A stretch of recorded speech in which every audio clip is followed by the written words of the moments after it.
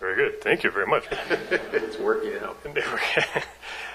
Thank you. And yeah, I will say I've been teaching and doing research on budgeting and financial management for about 10 years, and 2 weeks ago was the first time anyone's ever asked for an autograph. Very exciting stuff. You couldn't get people interested in this stuff not that long ago. Very good. Well, thank you. We have a great panel this morning and a nice follow-up on a lot of what Shelley Metzenbaum was talking about just a few minutes ago. Our theme here is, as the title suggests, more bang for the buck, achieving value at the local level. We have representatives from 3 local governments who have been doing a variety of really interesting, innovative, creative things to try to, in effect, get more out of the public dollars that we have available. How is it that we can go about achieving value, improving efficiencies, collaborating, partnering, doing a lot of the kinds of things to, under the predication on the idea that, in fact, the new normal is here to stay. The resources that we have are the resources that we have, and we need to try to do more with less going forward.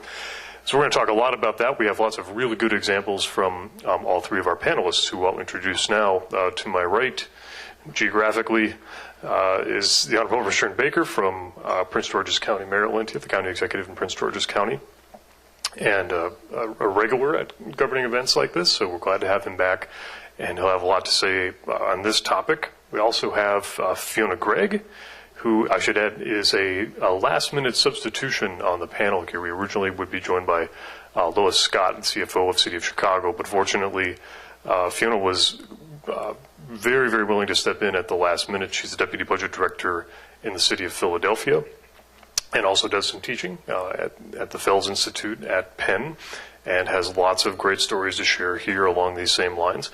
And then we also have Tashara Jones, Treasurer of St. Louis, Missouri, in that job for just under 2 years now. She served in the state legislature prior to that, and has been doing some great things from the Treasurer's office, and will share a lot of those insights with us here this morning. So thank you all for being here. It's great to have you, and this will be a great conversation. We want to touch on 4 main themes, and we'll kind of see where we go from there. But we wanted to, in particular, hit, again, as a nice follow-up on some of what Shelley was talking about earlier, on kind of starting at one end of a spectrum and maybe moving to another end of a spectrum along the way. Now, one end of the spectrum would be changes that we've seen in the areas of things like process improvement, business processes, what kinds of efficiencies have you been able to extract from making changes to the way that you do business. And then at that same time, especially when those kinds of changes have required any kind of upfront investment, how is it that you can get into this spend to save mentality that we know is very difficult to do? We want to talk about that. We also want to talk about collaboration and partnerships. We want to talk, moving a little bit further out on the spectrum, about transparency and access, and the relationship between making data of the sort that Shelley was talking about more available, and how that can and cannot in some cases translate into cost savings. And then overarching all of this is the political dynamic. How is it that you're able to marshal political support for these kinds of initiatives, especially when this stuff isn't the sexiest sorts of topics? When you talk about process improvement, changing business processes, how is it that you can get people interested and engaged in this, and then also make sure that politically everyone's moving in the same direction? So if we can do that and have some time left over for questions at the end, I think we'll be in good shape. So let's start with the blocking and tackling, so to speak. When we talk about process improvement, changes that you've been able to make in your jurisdictions to try to make things more efficient, do more with less. And I'll ask our executive if you wouldn't mind starting on that question.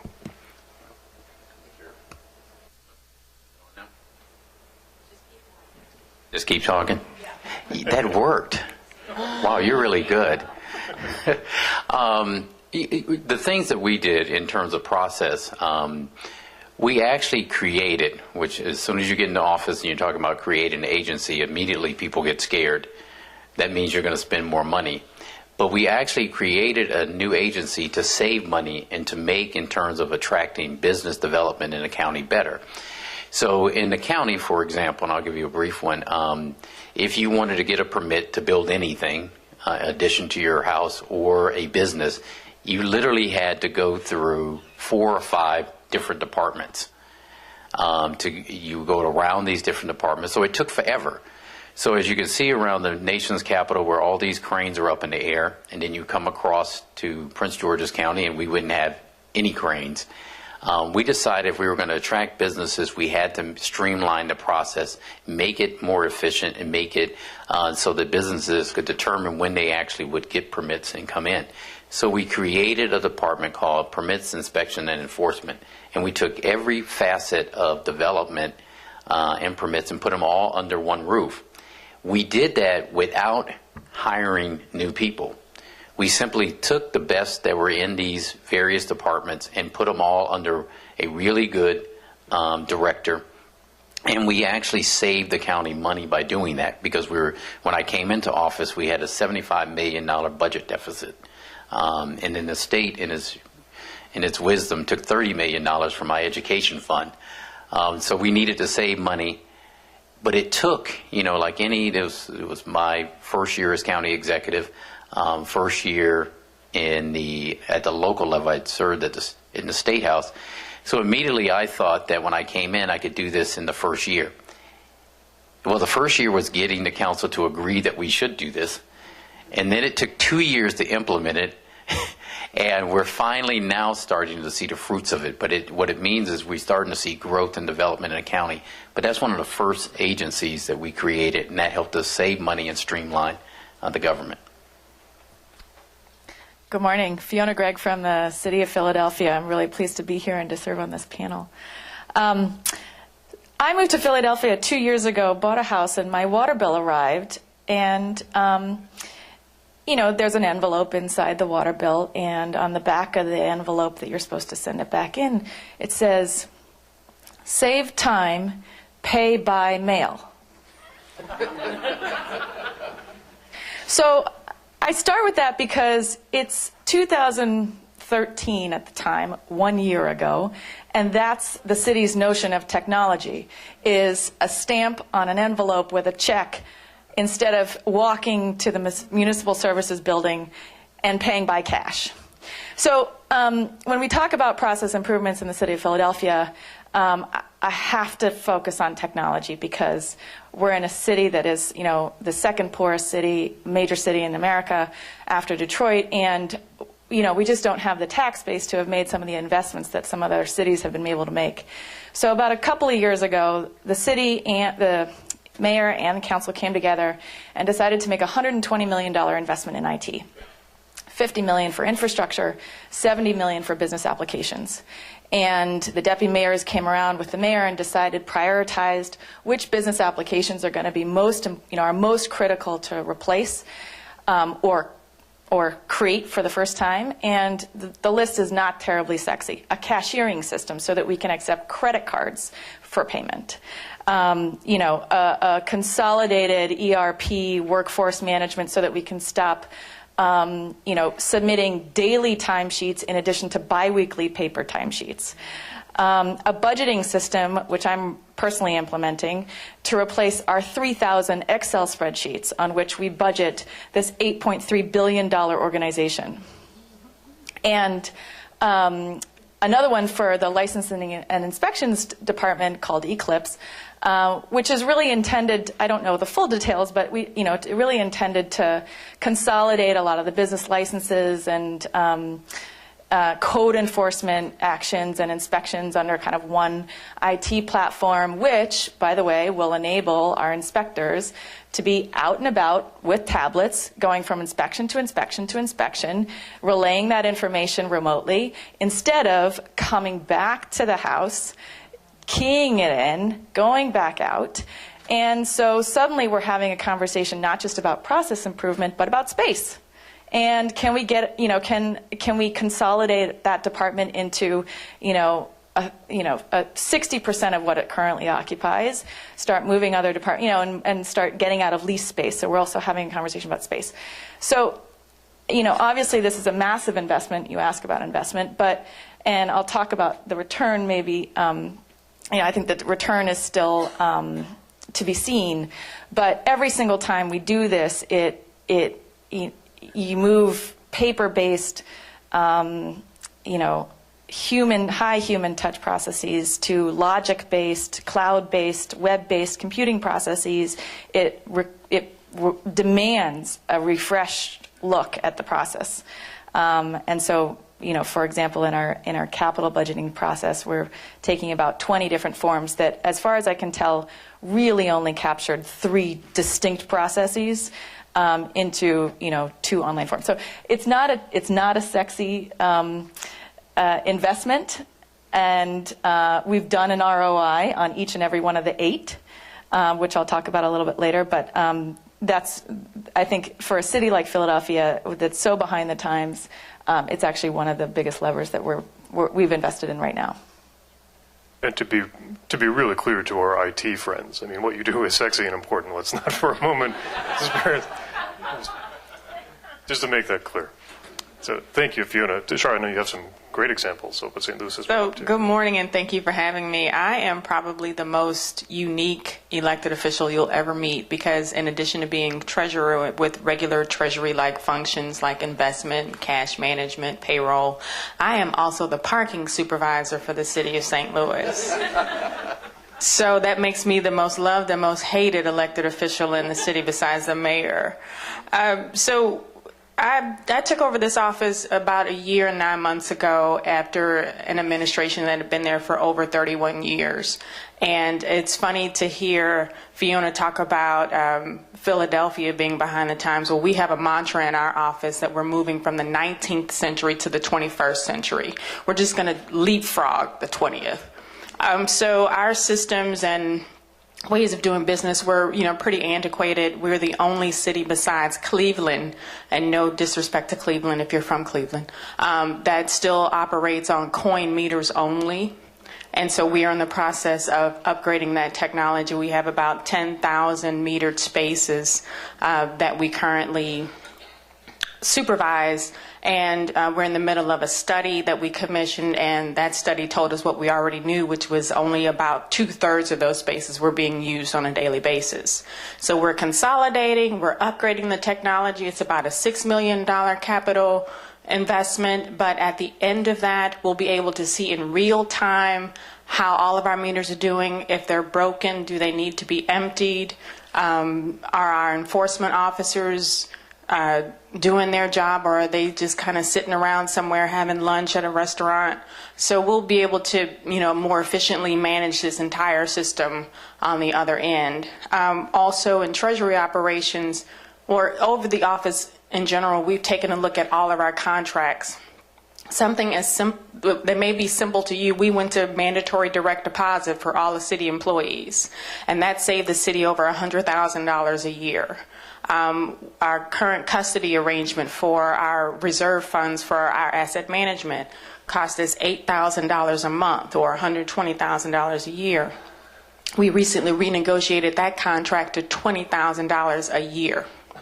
So just taking a look at what we currently pay and really rebidding it to see where we can get the most bang for the buck has saved us hundreds of thousands of dollars just in the first year and a half alone. Great examples. Thank you. Shift gears a little bit and talk about collaboration and partnerships. And I know there's plenty of good examples among all our panelists of partnerships, both with external stakeholders as well as partnerships and collaboration within your organizations, which is clearly a kind of an emerging theme here. I wonder if we could talk about collaboration and partnerships and what you've been doing in that area, and again on this question of the return on investment, whether it's cost savings or other kinds of returns that you're starting to see from those efforts. Well, one of the things that we started doing, because we're in the, this is going into the 4th year of the administration, but 3rd year of a budget deficit, is that this is the first time for this budget we presented to the council this past year where we had all of the agencies clustered together. And then we made them come together in a cluster and determine and prioritize what was important for the county. So you had the public safety agencies, because usually as with any municipality or large jurisdiction, public safety is always first there, and they're one of the more expensive ones. And they always think they're the top priority. But we had them all clustered together, all public safety, and you had to determine whether, in fact, the priority was police classes, fire classes, corrections, state's attorney's office, but we did the same thing with our budget office. We had them prioritized. So what it allowed us to do was to set the priority for the county and what we would spend in our almost $4 billion budget in terms of, but we had the stakeholders who then had to go out and implement it actually give us a priority. The other thing we did, so that helps let them see the picture as a whole, because when people come in individual agencies, they tell you what they need, and it's always, they don't have to look at the big picture like I do when I'm sitting in a panel like this and they all come in and they present their budget. So it helped us prioritize our spending and gave them a sense of what was needed and what we need to do in the next 4 years. The other thing that we did in the administration was, Prince George's County is a fairly wealthy county, but we have pockets of poverty that run along the district line. There are 6 areas in our county that really, if we could change them overnight, Prince George's County would be one of the wealthiest jurisdictions in the entire world. So what we decided to do in terms of collaboration was go to those 6 areas, identify the 6 areas. We call them our Transforming Neighborhoods Initiative, where we identified these 6 areas, and we said we're going to focus all of the resources on the county on those 6 areas, which meant that it was no longer just public safety that was dealing with the with crime rates going up. It was now the responsibility of the health department, social services, family services, our school system in those areas. So we made it so that each department had to collaborate with each other to bring down health disparities, crime, dropout rates, and work with each other across the line, which also meant that they had to combine their resources to tackle those issues. And it meant for our outside partners, so if you were a nonprofit and you came to Prince George's County and you said, hey, I do great work, I want to work with the county. We say, great, we want to work with you. Here's our priorities. These are the 6 areas we're looking. If we're going to fund a project, we're going to fund these first. If you're a business, you say, you know what, I'm thinking about investing, but I need some help from the county. We also put together a $50 million EDI investment fund. We said, okay, great. Here are the 6 areas we'd like to incentivize for you to go in and turn around. So it allowed us to marshal our resources and use those resources as a catalyst for private dollars or partnership with nonprofits to change the areas in the county that in the long run would help us elevate the overall wealth. Along the lines of collaboration, I'll talk about 2 things. One is self-insurance. So the city has moved to self-insurance, and it's city-administered plans for non-represented employees and the exempt employees. And it's amazing the savings that has yielded. It's yielded about a $20 million savings over 3 years. And even more impressively, actually, the city's been able to maintain our spend on health insurance for our city-administered plan at $76 million. Hold that, $76 million. Hold that constant for 3 years going, despite, as we know, an 8 to 12% increase in healthcare costs. So as soon as you bring it under the house, all of a sudden people care, and it's, who are we paying for, right? So a full audit of everybody who's on the city-administered plan to make sure that all. Anyone who's deceased or divorcee, all the divorcees or whatever are gracefully exited from the plan.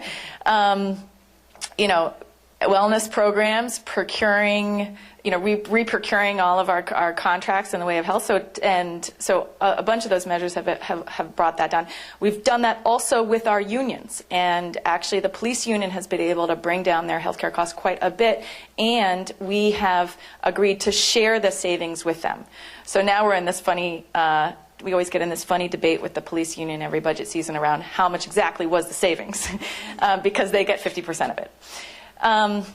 A second example is internally collaboration with our departments. So we have a pretty robust sustainability program in the city, and we've created an energy efficiency savings incentive program with our departments. Very simple. If they can cut down their energy costs, which we're monitoring very closely now, they get to keep half of the savings. So we had about 5 or 6 departments participate in that.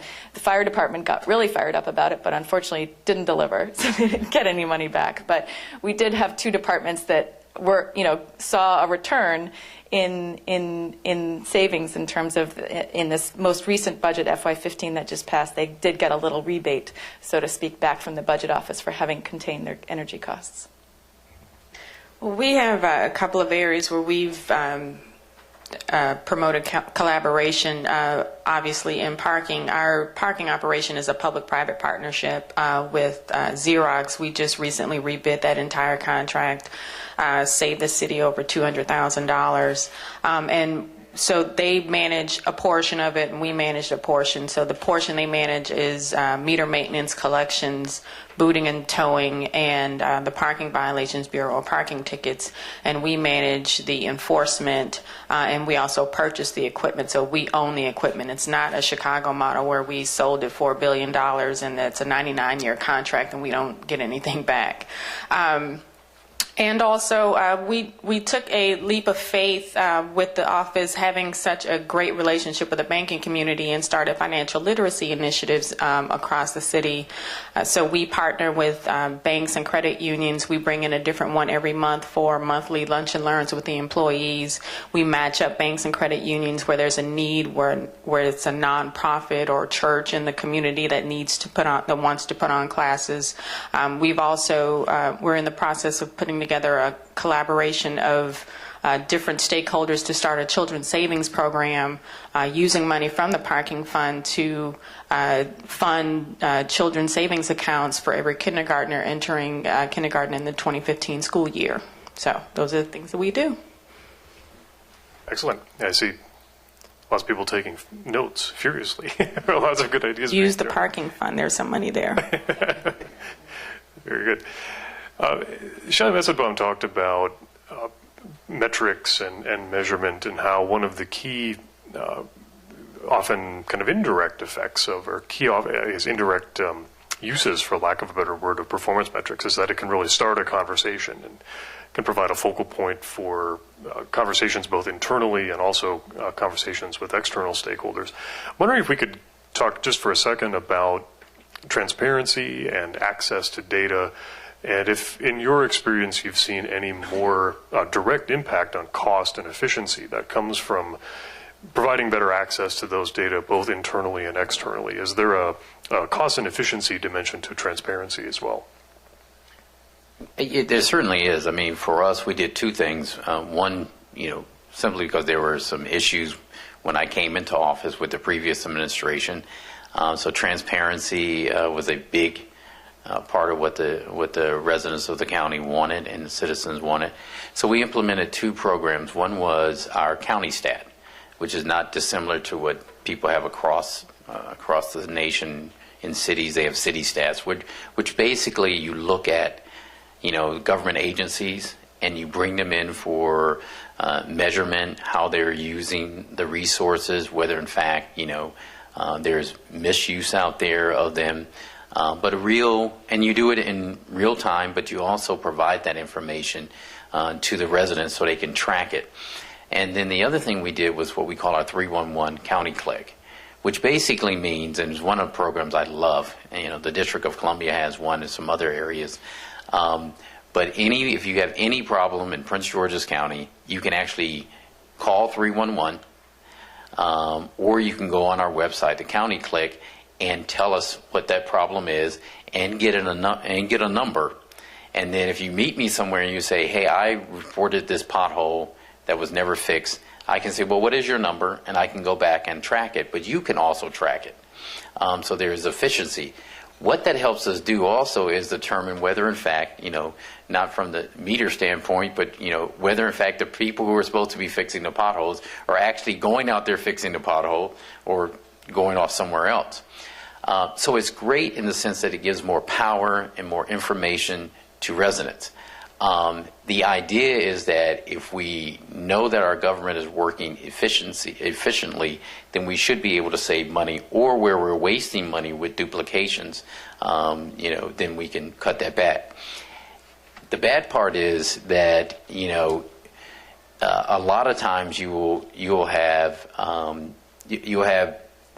issues where people are used to a certain service that we now find out is inefficient for us actually to do. So A good example is this. When we started 311, the county council actually had in their offices constituent service folk who handled many of the complaints that now 311 handles. And it became a question as to whether, in fact, you needed those extra staff people because you're actually getting the job done in this agency. And so that caused some bit of an angst. With that, I'll stop. So the city has been pretty interested in open data and has released about over 60 high-value data sets. So we've created a data officer, and the city of Philadelphia is sort of trying to, create the APIs and make this data fully consumable by the public, not just on a report, but as input. So some of those data sets include things like police complaints, crime incidents, data on city-owned buildings, the energy usage, things like that. So, and actually, I'm now inspired by Shelley's comments to really try and to engage the public more in the city's performance data. I kind of I'm the keeper of all the performance data for the city. So I'm going to be going back and talking to our data officer to figure out how I can create an API for all of our performance metrics for the city. So thank you, Shelley, for that inspiration. But our city is really on the cusp of kind of a big budget reform effort. To move towards program-based budgeting and to move towards return on investment analysis on the capital side. And it really is an effort that is being made possible by the technology investment. We had engaged in an effort to go towards budgeting for outcomes, and all my predecessors said, don't utter the words budgeting for outcomes, because it imploded. It imploded, and the departments picketed the mayor, and it imploded because nobody had the data and the tools to be able to crunch numbers and to be able to say this investment corresponds to this performance outcome. So now we're sort of saying, look, we're giving you technology, we're going to provide a lot more facility in terms of data crunching with a budgeting system, which will also be the repository for performance data. So now let's have the conversation again, and we're calling it program-based budgeting, not budgeting for outcomes. So we're starting the conversation with them again, and of course it's raising all kinds of questions from departments. Well, am I going to lose money if I report my metric? Should I count just widgets so that I can show that my widgets are going up? So we're engaged in this whole debate that's really just beginning. And I think the guidance we're trying to give to departments is, look, you need, yes, count some widgets, but we need a cycle time or some kind of efficiency measure. We want, from a process standpoint, we want a cost metric. We want an outcome metric. And so these, having that array will hopefully move the needle further away from outputs and more towards outcomes. And then on the capital side, we're doing a similar thing where we're trying to ask every single department, anytime they're making a new capital investment, they now need to, A, indicate what are the operating impacts of that capital investment. Capital and operating had always been entirely separate, so the intent is to bring those together. But B, doing a return on investment analysis for those new capital investments. So there's a lot of hand-holding there, and the intent really is to hopefully inform our budget decisions, both on the operating and the capital side, better, with an understanding of what are we getting for our money, whether it's on an operating side or the capital side. Well, as I mentioned before, the previous administration was in this office for about 30 plus years, and so that gave us a real opportunity to kind of hit the reset button. So everything we've done in the office thus far has been totally opposite of my predecessor's administration. For example, all of our bids are online, and we tweet and put the information out there to, give the information to the city council, let them know. It's a patronage office, so we put patronage to a twist. You know, you always get aldermen calling and committee people calling, my cousin needs a job. So we put a twist on patronage and said, you know, well, if your cousin applies, they'll be guaranteed an interview, but I can't guarantee them a job. They have to, you know, have the necessary skills and pass the drug test, because you know what patronage is about, in order to get the job. And we've started publishing, you know, just about everything we do on our website. Our web designers in the city of St. Louis are totally pleased with us at the moment, because I think we're the only department that calls them on a regular basis to update our website. So we recently have added a treasury operations section to the website to publish data on how our investments are doing, because that previously was not published data. We manage about 3 reserve funds for the city, the city's reserve, as well as the airport and airport PFC, and are slowly working on trying to get other departments to let us manage their funds as well. That's a totally different story about why we don't, but we won't get into that today. So we started to publish that information on the website and track it to an index, and then also changed our investment policy so we can, even though, you know, it's not, you can't get blood from a turnip in this investment market, but we're trying as hard as we can to try to diversify our duration strategy, to try to see if we can hold some things longer, and trying to also manage or convince some of those managers, you have $100 million in reserves, you don't need it all in 90-day treasuries. So those are some of the things that we're doing on the treasury operations side. And also, as I mentioned before, we hope with the parking upgrade, we'll have all of the information online and in real time, allow people to pay with any method that they feel comfortable paying with. If that's still coins, great. You know, keep on doing it, keep putting quarters in your pocket, we love you. And if you want to do by credit card or by phone app, we'll make those options available as well. And then we also make ourselves available to the media.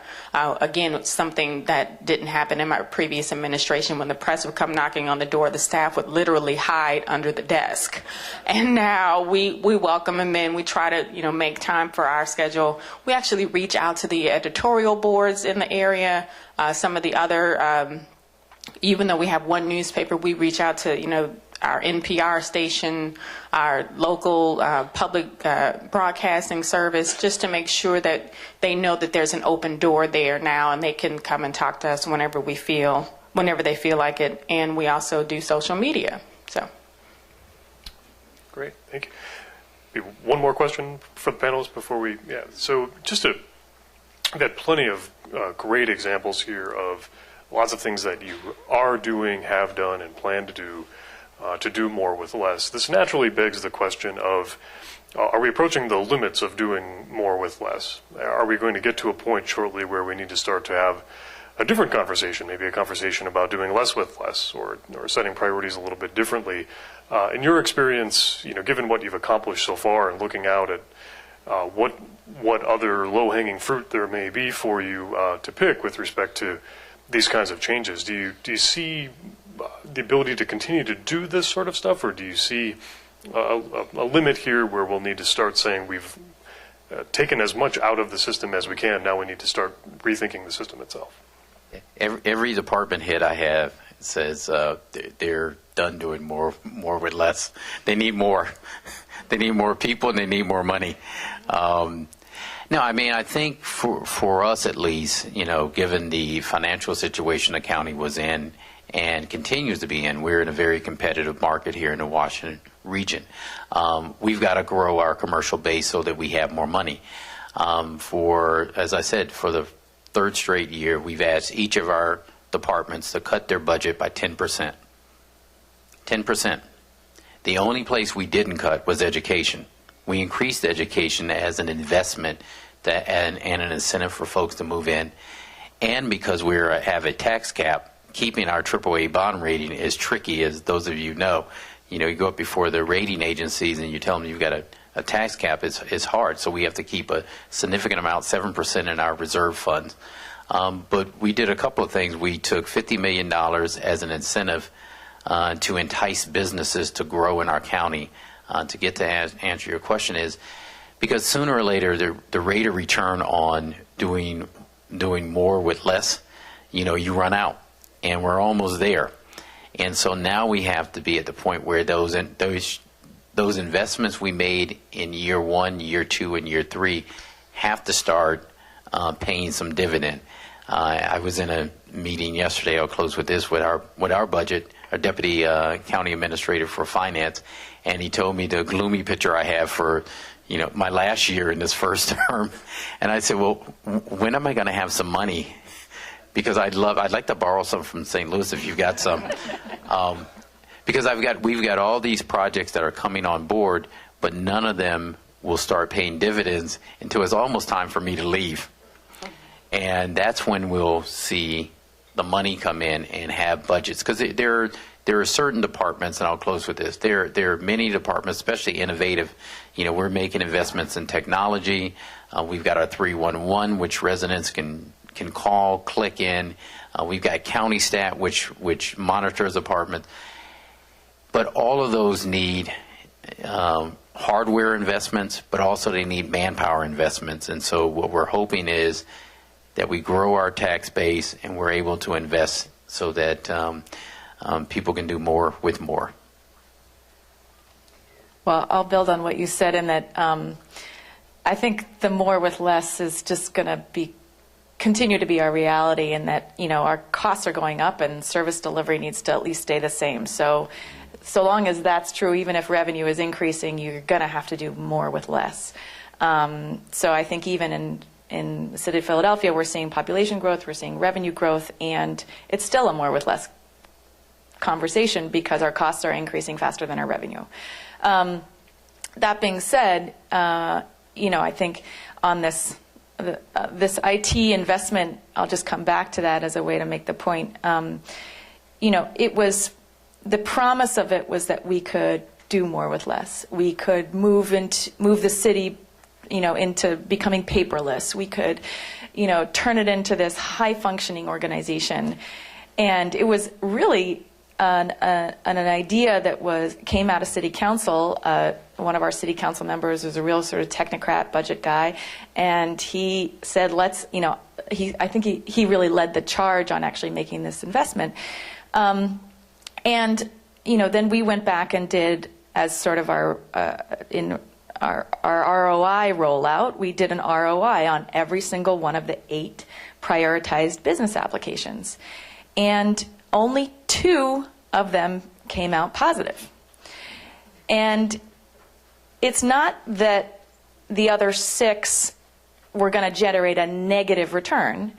It's either the case that we weren't able to quantify, or the departments were unwilling to quantify the benefits, or they were able to quantify the benefits, but they're basically saying, we're redeploying those people. So we're going to get a 15 to 20% increase in productivity of our inspectors, but we're not firing inspectors so that we can do the same number of inspections we do currently. We're actually just going to do 15 to 20% more inspections, which is not a bad argument, So it was just kind of an interesting turnaround where it's sort of like, well, what do you say to council when they say, where's our paperless, efficient government where we were able to cut costs because we increased investment over here? We should be able to take cost out over here. It turns out not to be that simple, and sometimes for really good reason. So again, pointing out the unique nature of the treasurer's office, we can also issue our own debt and build garages, which my predecessor built 6, 5 and acquired 1, and now we're left with that debt.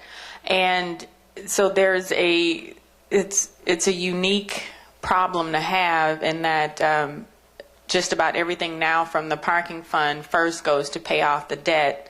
And then we're also getting calls to increase the technology because we're a cash-only business at the moment.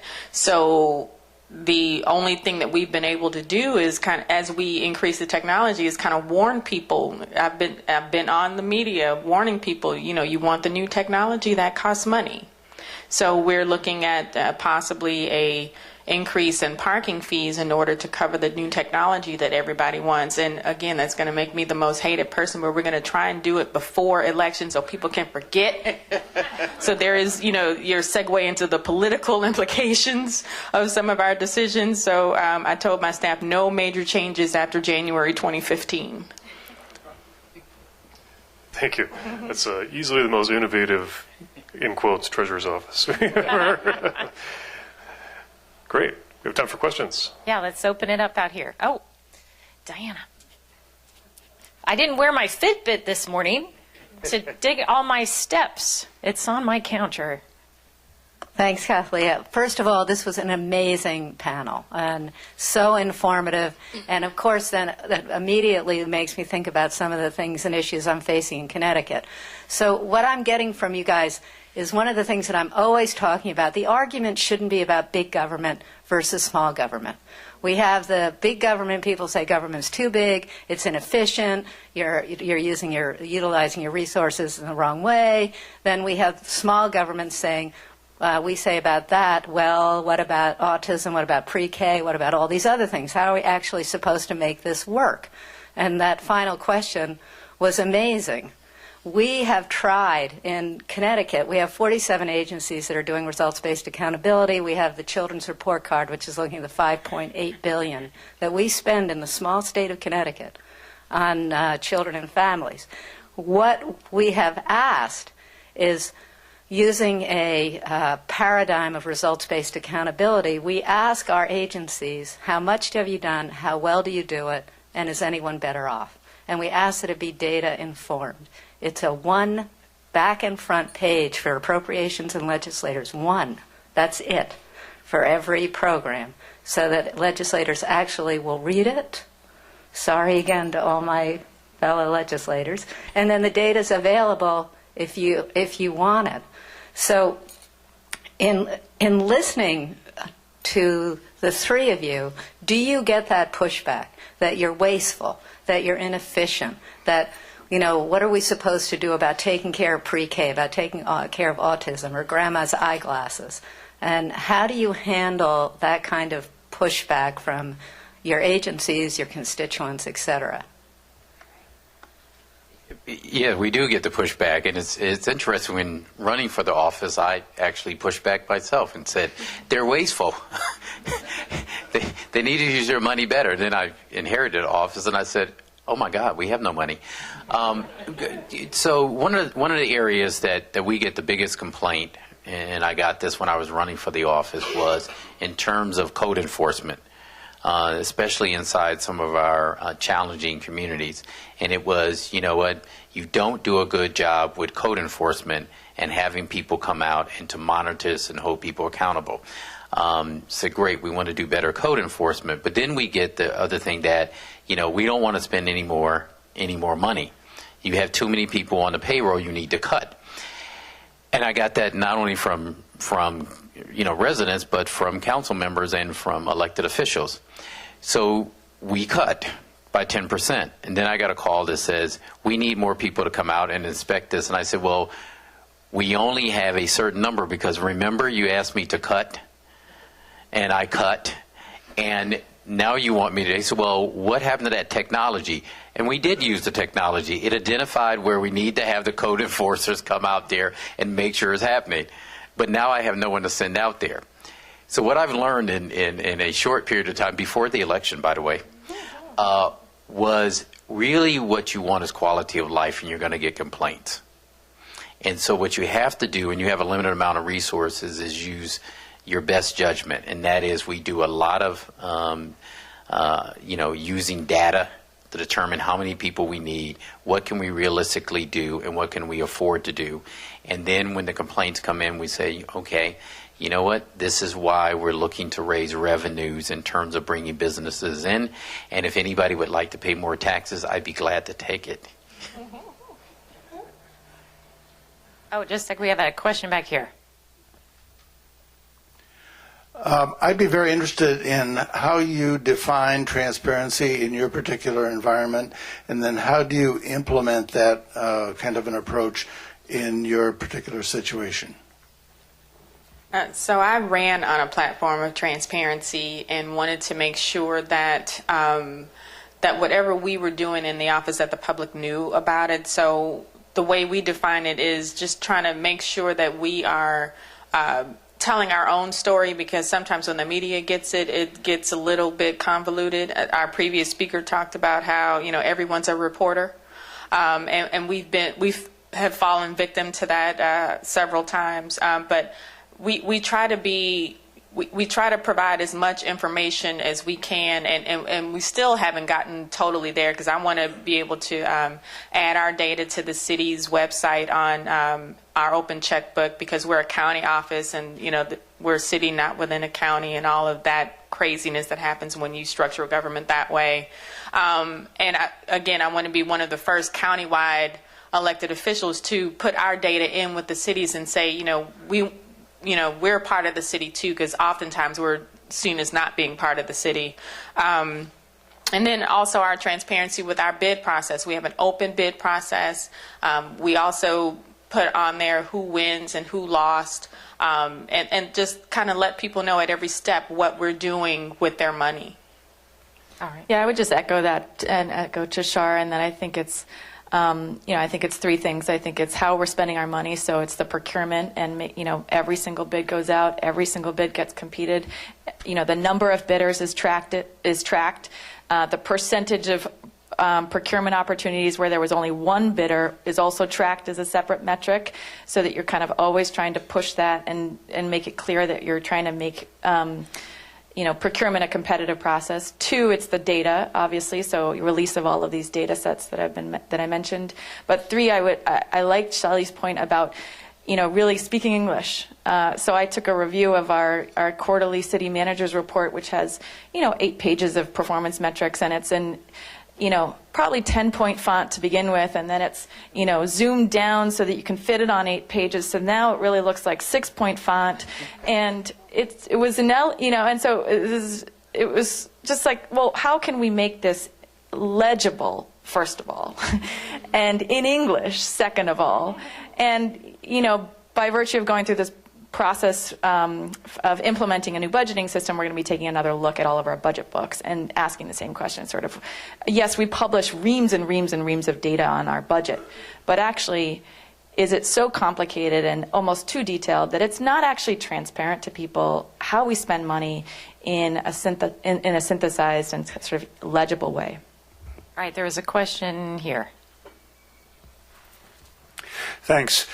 Two of you brought up an interesting issue near the start of the presentation, which is saving on financial services. You talked about saving on insurance and saving on custody fees. States, cities, agencies across the board have multiple ways that they spend money on financial services. Custody, of course, asset management fees for the Treasury, asset management fees for the pension fund, custody for the pension fund. You saw CalPERS the other day deciding to get out of hedge funds partly because of the fees.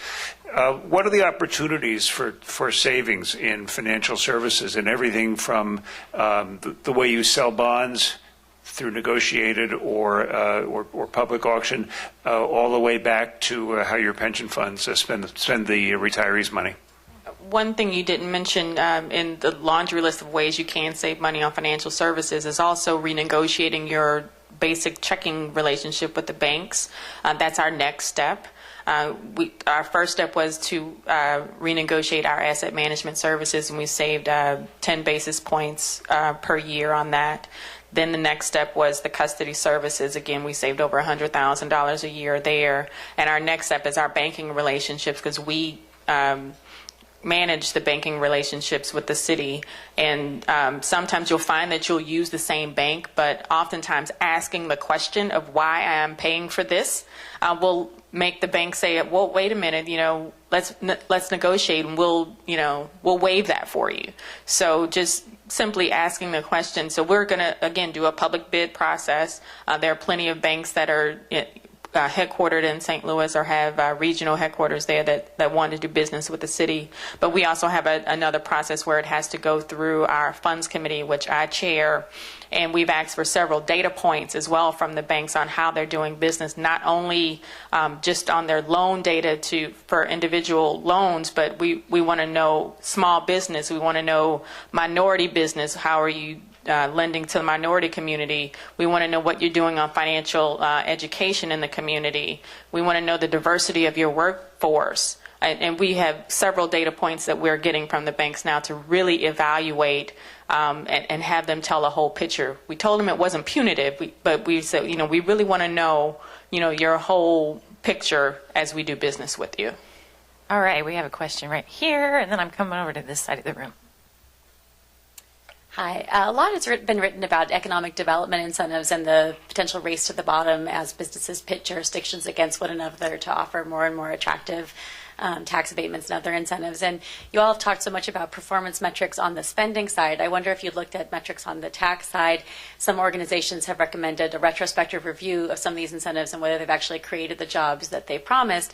And I just wonder how you would handle that and if you've thought about implementing something similar. We actually are, because we're, as I said, in a competitive market here in the Washington region. Most of the jurisdictions have developed faster than we have in Prince George's County.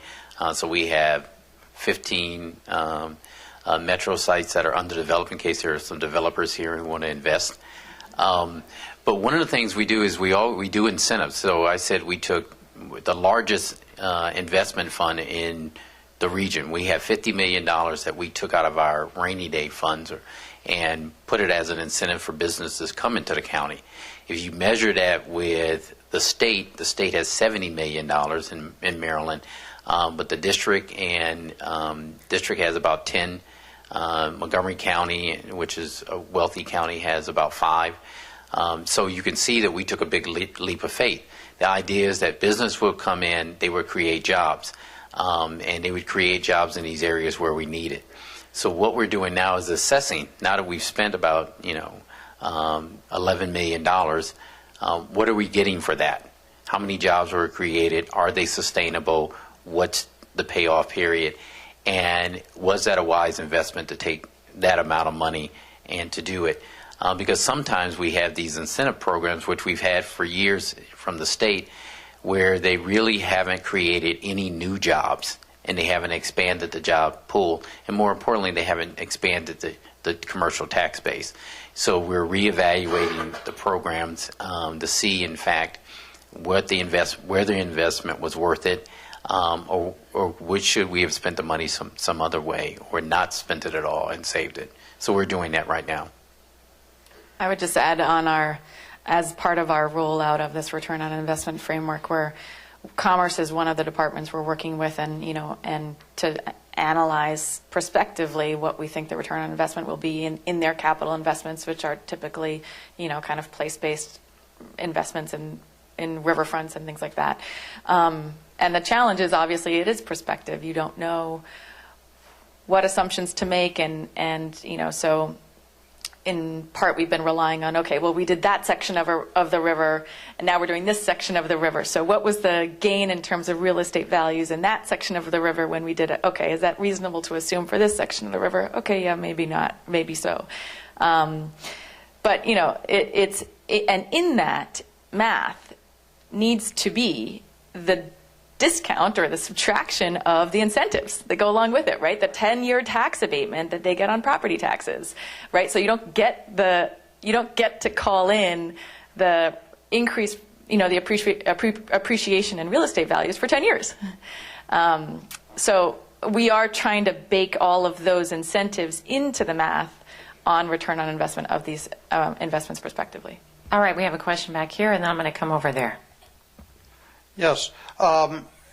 As far as investments, one of the things we do is we do a sweep with our checking account where it goes into a investment fund managed by the bank and guaranteed by the bank, and we get 3 extra basis points, which is significant. As far as your St. Louis going to the new meters, there's a revolution that's going to take place with near-field technology, the iPay. Will your meters handle that? So we're in discussion with our vendor about that because also the Treasurer's Office, we just found out not too long ago, is probably going to be responsible for making sure the city is PCI compliant. Just making sure that everywhere that we accept credit cards that the information and data collected is safe. And the biggest place that we collect credit cards is at the airport currently with the parking structure out there. So we are pretty diligent in making sure that as the airport upgrades their technology and as we upgrade ours, that it's available for chip and pin. It's a chip and pin technology that's required for the new PCI compliance for next year. Okay. And as far as build it, you said you acquired 5 parking garages. We built 5 and acquired 1. Okay. In between 1995 and 2000, 85 and 2005, the city of Omaha built 8 parking garages. One of the things we found is the easier we made it to park, fewer people used public transportation, which affected the income and the revenue from public transportation, plus changed air quality. All right, I'm coming this way. Okay. Tracy hit a hot button with me about the race to the bottom. One of the things you talked about is measuring or discounting for the foregone taxes. What troubles me is, and I think it's exactly in the theme of the unintended consequences of building parking decks, what about the appeals of tax value for vacant properties where people moved into the newly developed abated properties? What we're really talking about is a cannibalization process that needs to be evaluated. And if you don't take a holistic view at the tax base, I think that you get into these micro-analysis where you miss the macro effect on the market. And it just pains me to watch. I mean, there were articles or white papers written here in Washington bidding for business that's probably 23 years old. And if you pulled it out today, it would read the same as it did 23 years ago. And, I think we're destined to continue to make mistakes because we haven't learned historically. But I would caution against just evaluating the discount of the taxes foregone, and perhaps take a look at your appeals of property values from vacant properties, and in some cases where tenants moved from the old property where it's now had to have the market value reduced into the new property where it's abated. And you gave a disincentive to that original developer that's dutifully paid their taxes for 20 years that now lost the tenant. All right, and there's a question up here. All right. One of the things I'm most excited about in terms of transparency and data is really kind of changing the focus that we had in the 1980s and 90s, that the customer, the resident, was purely a customer. Because I really don't believe that was the right approach, and kind of rebalancing it to participatory. Have you used data in a sense in that way, and do you see that as a trend that's coming up? When you say participatory, what do you mean? So in the past, we've kind of treated customers like they were all working for the water department. You really don't have the choice of going to the retail store and going to Target or Walmart and saying, well, I like this water quality better or that water quality better. And unless we get them to participate, they don't really understand the process. And so we really made a mistake back in the 80s and 90s with our really management approaches that they are the customer. They're really not a customer. They're a participant in the process. And how do we use data to get that back into the system? I'll just give a fun example from Philly that's brand new. So we were an early city to release a feasibility study on bike share, and we're probably one of the last major cities to finally implement bike share. But we've been able to stand on the shoulders of all the other cities who've done so in the meantime. And one of the things that the city has just done this week is they've worked with our mural arts program, which is a national renowned mural program, to create little mini murals on the ground all around the city. There are probably 60 of them now. And they're sort of, would this be a good spot for a bike share? And text yes or no. And so it's, it's literally just, we need your input. It's spatially, sort of place-based in the true sense of the word. You're standing right where a bike share, spot might be. Is this good or not? So I think that's a great example of participatory sort of engagement in the data. It's probably one of the better ones from Philly. We could probably do much better on it.